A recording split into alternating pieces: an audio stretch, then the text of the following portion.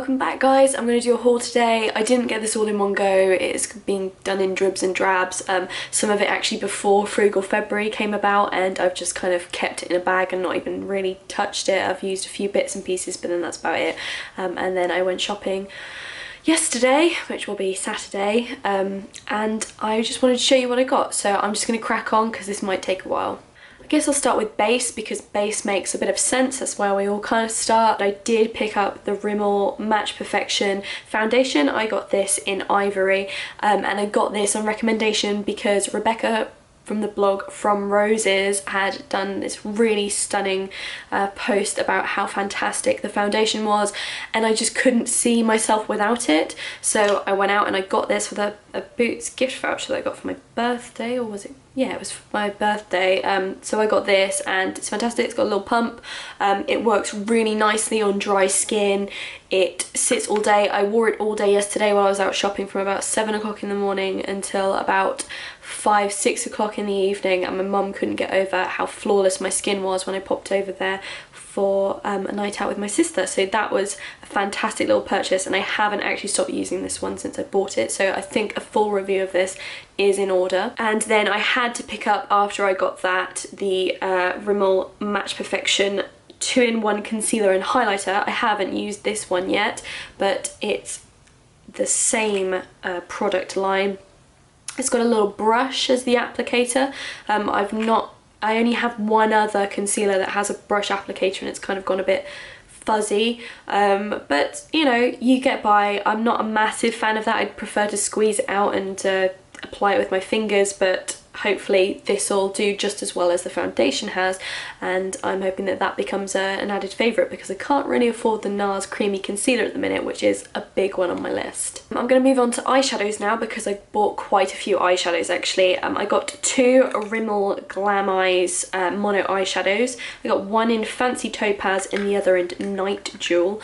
Fancy Topaz is actually like a more of a coppery colour, and then the Night Jewel is a kind of smoky grey, almost gunmetal, I guess. They're, you know, they're quite well pigmented. I wouldn't probably rave about these, but the Fancy Topaz is definitely a good enough dupe for max coppering, if you can see that at all. It's not bad at all. And then the Night Jewel is just a nice smoky grey. You'd have to really build up the coverage with these to get the effect that you want, but I think they go quite nicely together, and that was the plan. They were nice and cheap, and I am always up for a new eyeshadow. And then staying along with Rimmel, Lily from Lily Pebbles had done a post about the Brixton Brown Glam Eyes palette, so obviously I had to go out and get this because it just looked fantastic on her and I couldn't be without it myself. It's a mixture of browny, kind of bronzy colours. There's highlight colours in there, there's the darker colours, and then also you've got this really nice kind of coppery red, which again, I would say it's kind of more like max coppering, but not quite, maybe a mixture between coppering and cranberry. I haven't used this yet, and I'm really looking forward to using it on a couple of nights out. And now we've got some more Rimmel products, but they're from the different range. They're from the Scandalise range, and I've heard so much about the eyeshadow paints that I had to pick one up for myself, and I picked up the colour Golden Bronze in that, which when I swatched a couple of the colours with Tammy when I went shopping, Tammy's from The Guilty Girl, by the way. I will link her blog down below. We do a stupid amount of shopping, but it's all in good fun. So I swatched a couple of these colours, but I just could not get over how amazing that this one was. It's really highly pigmented. I've heard that they don't budge, really worth the money, so I invested in one of those, and if this works out as well as everyone says it does, I'll probably invest in all the other colours as well, because I do like an eyeshadow that doesn't budge. And then from the same range, the Scandalise range, but in the eyeshadow stick, I purchased, if I can find out where it is, Bulletproof Beige. It says 02, so it's a crayon this time instead of a shadow paint pot kind of thing, and this is more of a champagne-y colour, and I will show you what that looks like. So that is there. It's more of a, it's really, really light. It's not really showing up at all on the camera, but it's absolutely gorgeous. I'm going to use this more on the inner corners of my eyes, but I am really tempted for work just to put it all over the base because I think it's a really subtle, subdued colour. I'm going to get a lot of wear out of that. I went to Maybelline and I got some more of the Colour 24 Hour Tattoo eyeshadows. They're the cream eyeshadows. I've got a few of them. I've got On and On Bronze and then the blue one and a few others. I can't recall the names off the top of my head, but I did get Permanent Taupe and then Metallic Pomegranate as well. So I got both of those, and the Permanent Taupe is a really lovely, creamy, smoky, really light matte grey, I guess, and then the Metallic Pomegranate is a really fantastic base if you are using MAC's Cranberry, which I do use on a lot of occasions, so I find myself reaching for this quite a lot, so I have used that a few times already. Then I had a gift card for my birthday for Topshop, and as usual I can never find anything I like to wear in Topshop, at least not when I have any money that has to be spent in Topshop, so I decided to go to Milton Keynes and I grabbed one of the eyeshadow palettes that they have. This one is called Nebula, which I thought was hilarious considering one of my packages for adverts on my blog is called Nebula, so it was meant to be basically. So really lovely packaging for a start. I absolutely adore Topshop makeup packaging. It's one of the best packaging designs I think I've ever seen. And then you've just got a really kind of dark, really smoky grey. It's almost black, and then you do have a slightly greener smoky grey here, and then we have this really light kind of jewel-esque green. It's very, very pretty. Haven't used these yet and they do look absolutely gorgeous, so I'm really looking forward to using these. I think they'll be fantastic. I'm going forward into spring with kind of more subdued smoky eye, I think. Mixed it up a bit, I'm going into all the MAC things that I have purchased, and actually I've got 3 colours to show you from my MAC quad. So my boyfriend bought me the quad for Christmas and he also bought me Cranberry. So that was the first colour that I started off with, and then I have added a few more colours since then. Now some people would say I've kind of chosen colours which look very similar to each other, but I think I like that. So we've got Cranberry up here, and then I bought Woodwinked next, which is a lovely kind of, I guess it's slightly bronzy, kind of brown. It can cut, I find sometimes when I mix it with Cranberry it can make me look a bit ill if I don't mix it in the right way, but I do really like the colour on its own. And then I went on and I bought Coppering, which is a gorgeous kind of like orange, bronze, gold colour, and then I got Sable as well, which is like a more matte kind of coffee colour, which is fantastic to mix with pretty much every colour that I've got so far, but I haven't really got to use those. I am wearing Coppering today and I really adore it. And then I couldn't go into MAC and not buy the Pro Longwear paint pot in the colour Soft Ochre, which I always see Gabby from Velvet Ghost always putting as her base for all her eyeshadow looks, so I had to get one of these. I'm just trying to open it now, there we go. So it's a really kind of, it's almost like a concealer essentially. It just blocks off any of those veins and all the horrible bits and pieces and creates a really good base for any eyeshadow to stick to and helps the pigmentation a lot. So I got that, I couldn't leave without it. So I purchased one of those, and then lastly I really needed something to pack the eyeshadow colour on because I have a 217 which is fantastic for blending. I can't fault it at all, but I really needed something to get the colour on in the first place because I just was finding that my 217 just wasn't up to the job of that kind of thing. It's just ever so slightly too fluffy. So I bought a 239.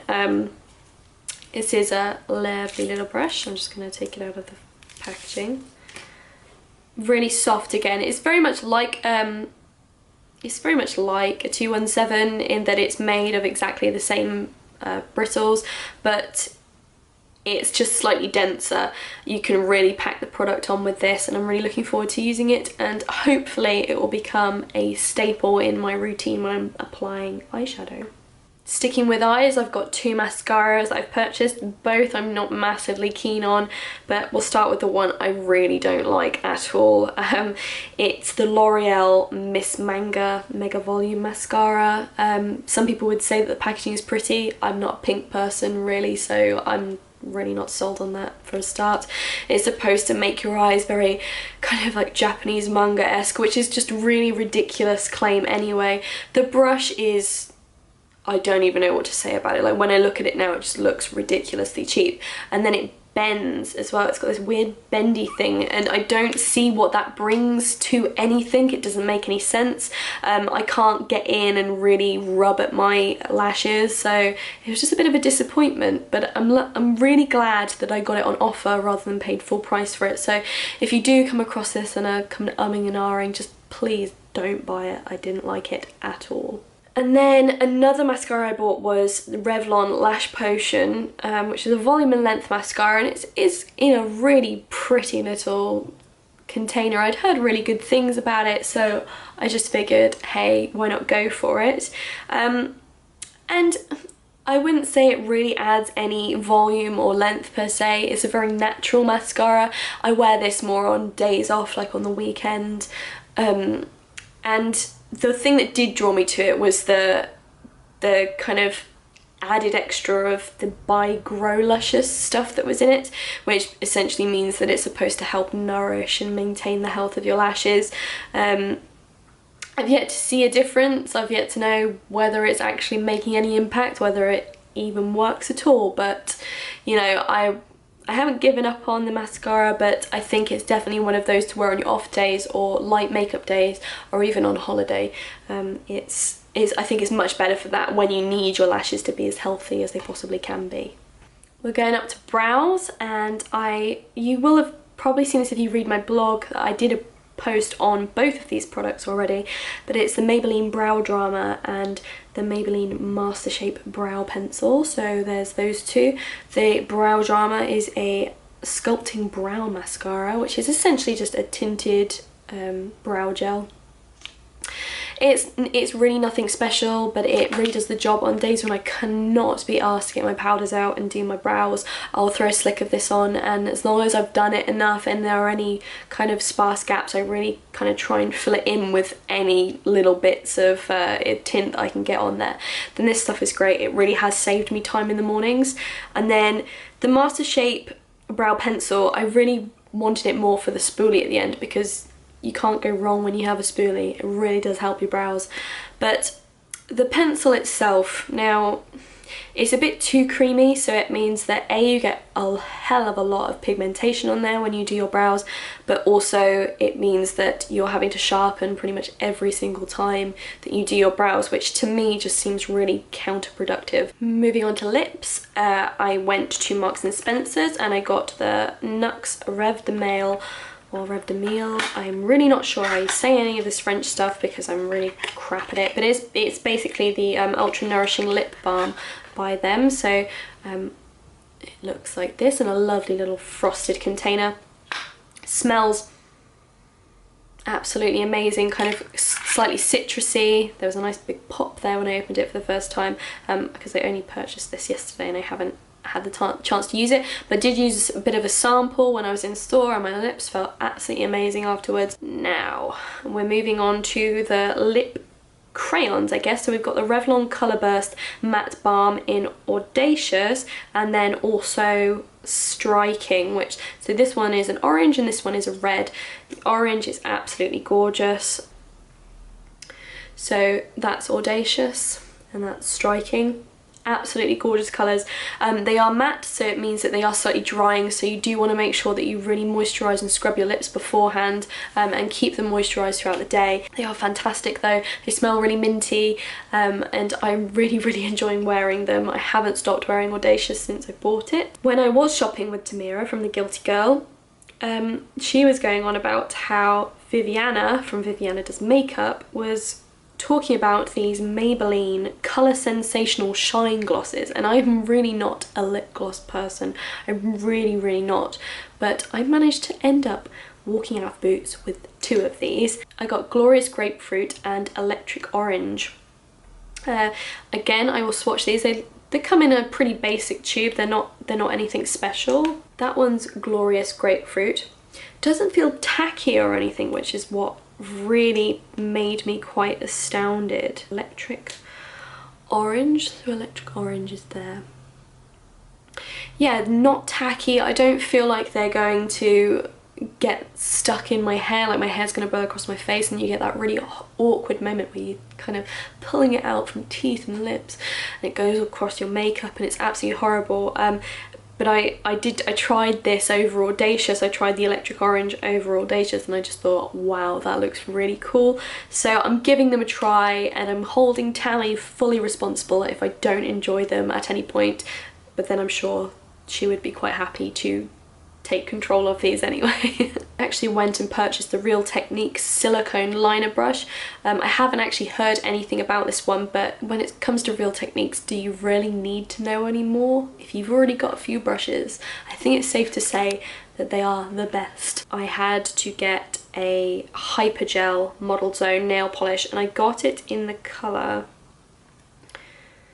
Coral Glaze because I'm just a bit of a coral nut, so I'm really looking forward to using this. I've seen some of the images on blog posts and a lot of the hype that's going around about these, but it really does look like it is fantastic. Hyper shiny, exactly what I need on my nails with this grim weather that we've got at the minute. And then a bit naughtily I saved my kind of more high-end, fairly expensive products for last.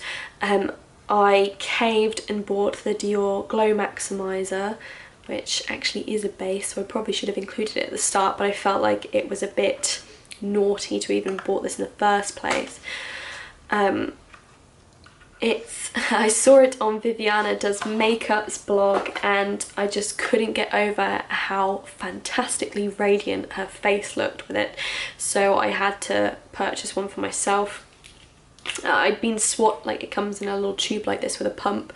I'd been swatching it for about 3 or so weeks, so it feels like it definitely had to be. I couldn't put off this purchase any longer, and it's going to be something that I'm going to save for more special occasions, I think, because I feel like I'm going to end up using it all across my face, and I don't want it to run out too quickly because it was slightly on the expensive side. And then I went to Chanel and I had to pick up a very expensive blush, which it does make me feel a bit funny when I talk about buying a Chanel blush, but I do have a couple of Chanel things, but you know, they are few and far between.